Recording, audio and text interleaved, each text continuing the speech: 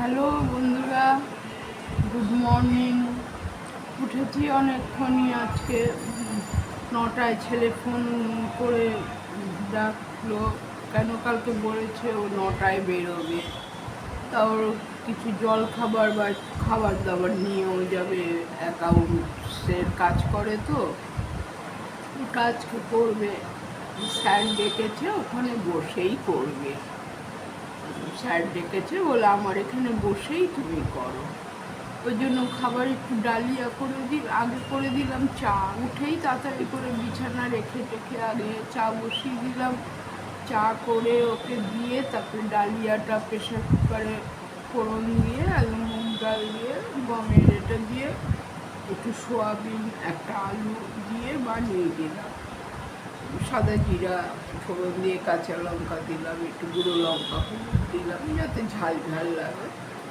দুঃখের বিষয় ঘি ছিল না, ঘি আনতে ভুলে যাওয়া হয়েছে। যাই হোক করে দিলাম, খেয়েও গেল আর টিফিন কারি করে নিয়ে গেল। এই বেরোলো 10:30টায়, বলেছিল 9টায় বেরোবে। উঠলামই তো তাড়াতাড়ি করে, ফোন করলো, উঠলাম।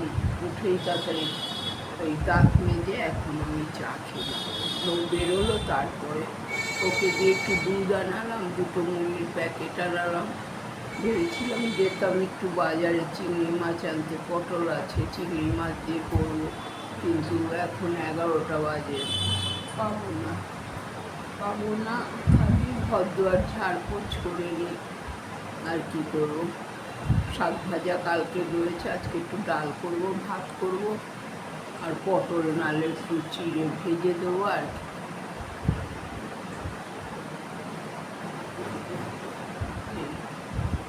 গেলে হতো যদি পাই।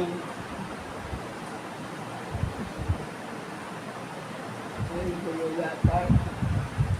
কিন্তু এখন কথাটা হলো, ইচ্ছা করছে না। আবার নাইটি বিয়ে করবো, পরে আবার যাব।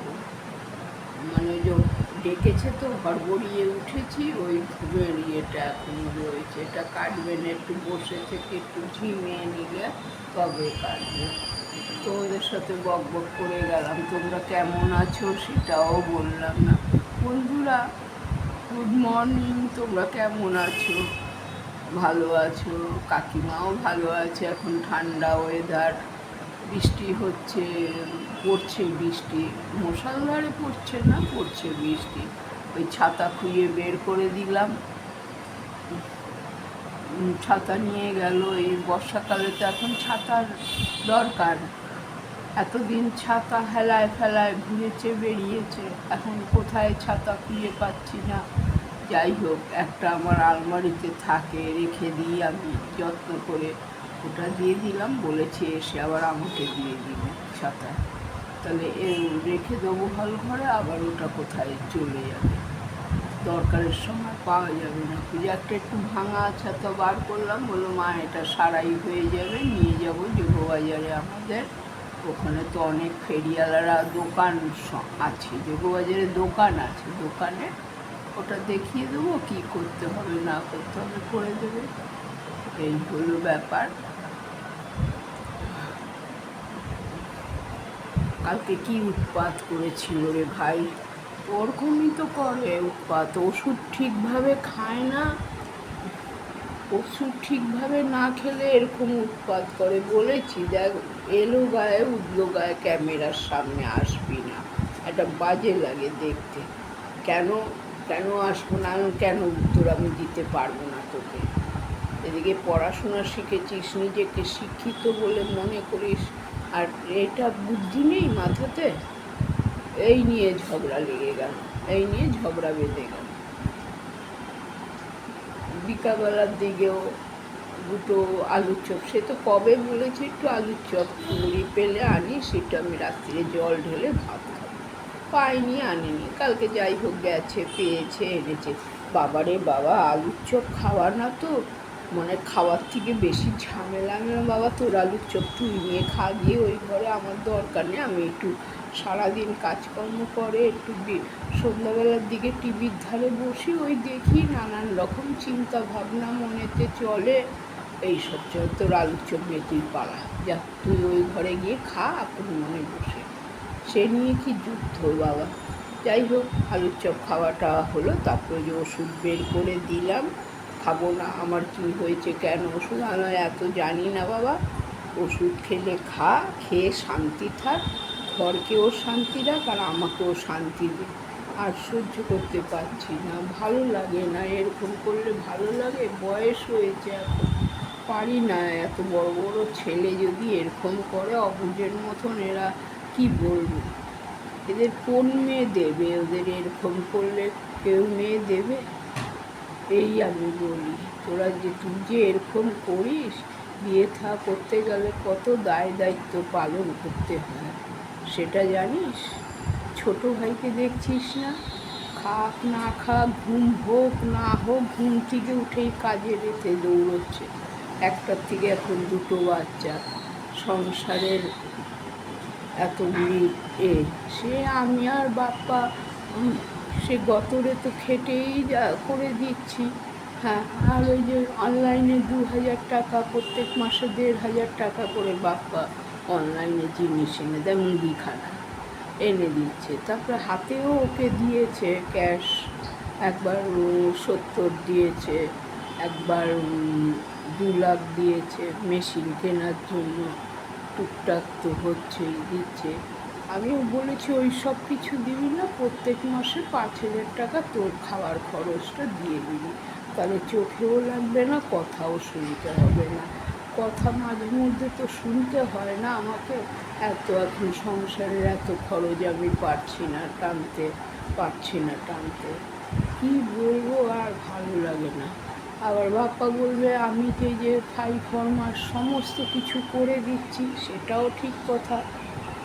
কর্পোরেশনের জল নিচ থেকে এনে দেওয়া, রাস্তা থেকে ময়লা প্রত্যেক দিন ফেলা, বোতল যে কটা থাকবে প্রত্যেক দিন ভরা, তারপরে বাপ্পা এটা নিয়ে আয়, বাপ্পা সেটা নিয়ে আয়, এই আছেই লেগে করছে।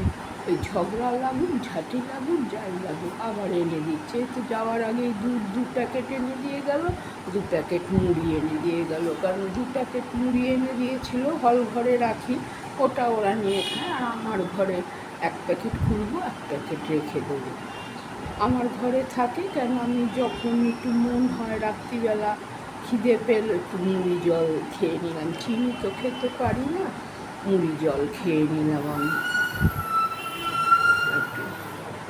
এই যাই হোক, থাকো সঙ্গে তোমরা বন্ধুরা। যাই ঘরটা ঝাড় দিই।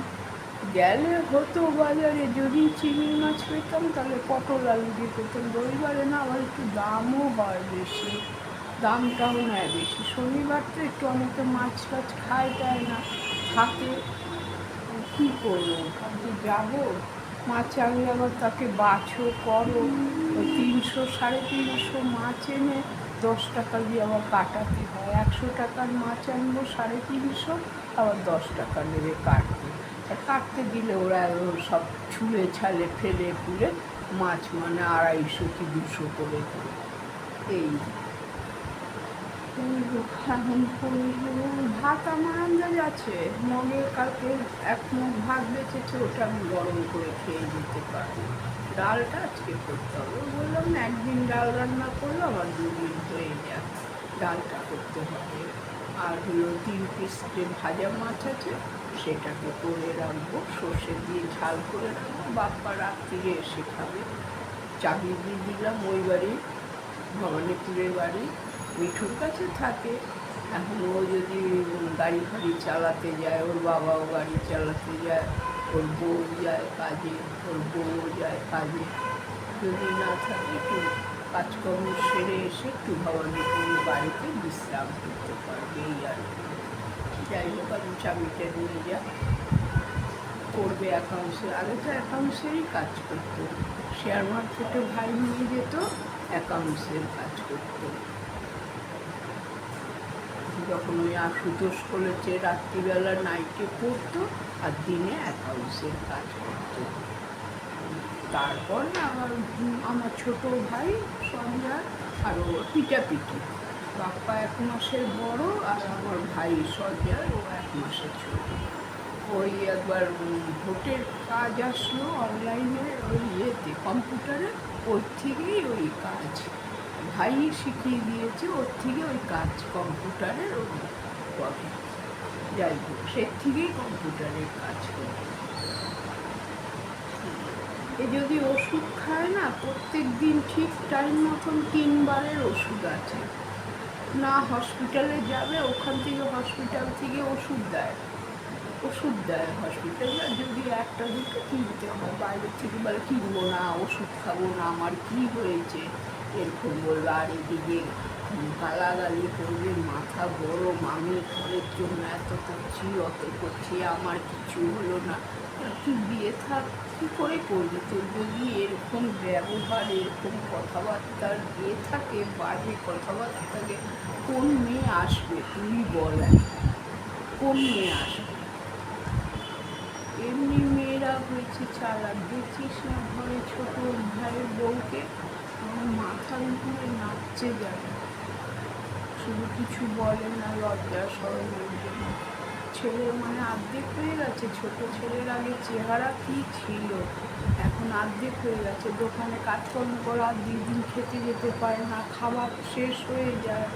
দুপুরবেলা খেতে যায়, কাজ করে হয়তো খাবার শেষ হয়ে গেছে, কালকে বুঝি ভাত পায়নি হোটেলে, রুটি আর তরকারি দিয়ে খেয়েছে।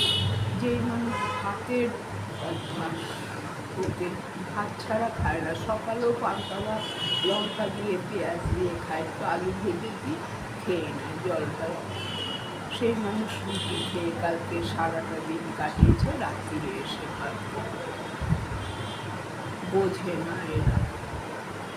কি বলবো, খালি ঘরে আমার উপরে চোটপাট রাগ, খালি রাগ, এই খালি কি বলবো। তারপরে আমি বিরক্ত হয়ে যাই, আমি তুই যা খুশি করতো আমাকে বলবি না কিছু, তাহলে ঘর থেকে বাইরে চলে যা, আমাকে শান্তি থাকতে হবে। আমিও তো বাইরে গিয়ে শান্তিতে থাকতে পারি না, তোদের এই রান্না বান্না, তোদের তো এক মন ভাত রয়েছে, আমার হয়ে যাবে, না করলে শাক ভাজা দিয়ে আর এই বাসি তরকারি আছে, ওই দিয়ে আমি খেয়ে নিতে পারি। কিন্তু আমি করতে হবে, বউ খাবে, মেয়ে খাবে, আর ওরা রাত্রিরে এসে 2 ভাই খাবে। ছোটো ছেলে বলে তোমার ইচ্ছা হলে তুমি করবে, না ইচ্ছা হলে না করবে, কিন্তু কি পারা যায়? আমার চোখের সামনে বাচ্চাটা না খেয়ে থাকবে, ওই তখন বাচ্চা হয়েছে, সে তার মেয়ে নিয়ে ব্যস্ত। তো কালকে রাত্রিরে সবই বাসন মেজে রেখেছি, ডালের হাঁড়িটা ছেড়েছিল, নিজেদের খেয়ে দিয়ে বাসন ধুয়েছে, হাঁড়িটা হাঁড়ি ধোয়নি, নিজেদের খেয়ে থালা দিয়েছে, ছোট্ট কালকে লাস্টে খেয়েছে, বললো মা পরে খাবো, ধরে এই আমি সকালবেলা চা করতে বসে ধুয়ে, এই তো অবস্থা। কী বলবো বন্ধুরা, ঠাকুর সঙ্গে ভদ্র একটা ঝাড় দিয়ে নিই।